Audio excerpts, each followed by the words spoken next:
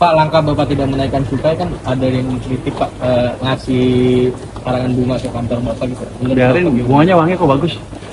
Nggak apa-apa, jadi gini, setiap kebijakan kan ada pro dan kontra. Ada yang suka nggak suka, cuman kita lihat yang mana yang paling bermanfaat buat ekonomi dan masyarakat, itu yang kita kerjakan.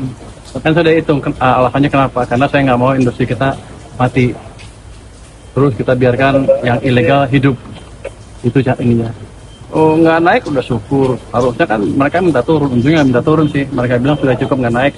Sambil saya jaga market di sini supaya produk-produk legal dari luar maupun dari dalam tidak menguasai pasar. Tadi kan kesehatan Pak, itu menurut Bapak gimana Pak?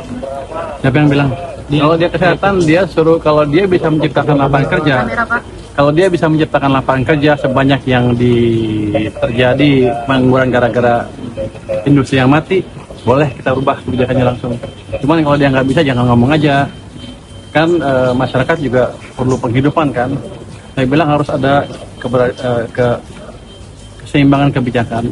Kalau kita mau ngajarin supaya mereka nggak ngerokok, ya diajarin pengertian supaya nggak ngerokok. Dan harusnya bertahap. Saya belum melihat program yang bertahap yang menciptakan lapangan kerja yang menggantikan orang-orang yang kerja di industri rokok kalau itu tutup semua. Jadi dia desain kebijakannya apa, nanti saya ikutin. Kalau bagus. Pak, soal yang kata Bapak bilang pertumbuhan ekonomi di kuartal 4 ini optimistis ke 5,5%, itu kalau misalnya di kuartal modern itu kira-kira di sektor apa aja yang bisa meningkatkan positif? Kalau saya pikir sih hampir across the board. Yang jelas belanja masyarakat akan naik kencang dan nanti properti akan tumbuh bagus. Walau nanti sahamnya naik karena bank kan lagi bingung nyalurin uang kemana, bukan bingung, lagi nyari-nyari. Saya pikir nanti pelan-pelan akan masuk sektor properti, di mana ketika orang pinjam kan jaminannya clear. Ini belum ke sana, saya pikir nggak lama lagi akan sana. Itu artinya semen akan naik kencang, makanan minuman akan naik kencang karena aktivitas ekonomi jalan. Jadi harusnya across the board yang mengalami pertumbuhan lebih cepat. Ini kan kita masukin ke sistem, nggak dipilih-pilih kan.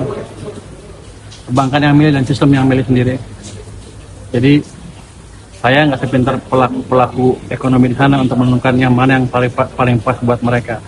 Yang saya lakukan adalah menciptakan keadaan di mana mereka mengoptimalkan apa-apa yang mereka butuhkan maupun bisnis apa yang mereka ingin kerjakan. Tentunya mereka udah hitung kan, kalau rugi ngapain dia masuk situ. Jadi kita ini seperti itu. Di setiap sektor pasti tumbuh dan pasti ada jago-jagonya di sana.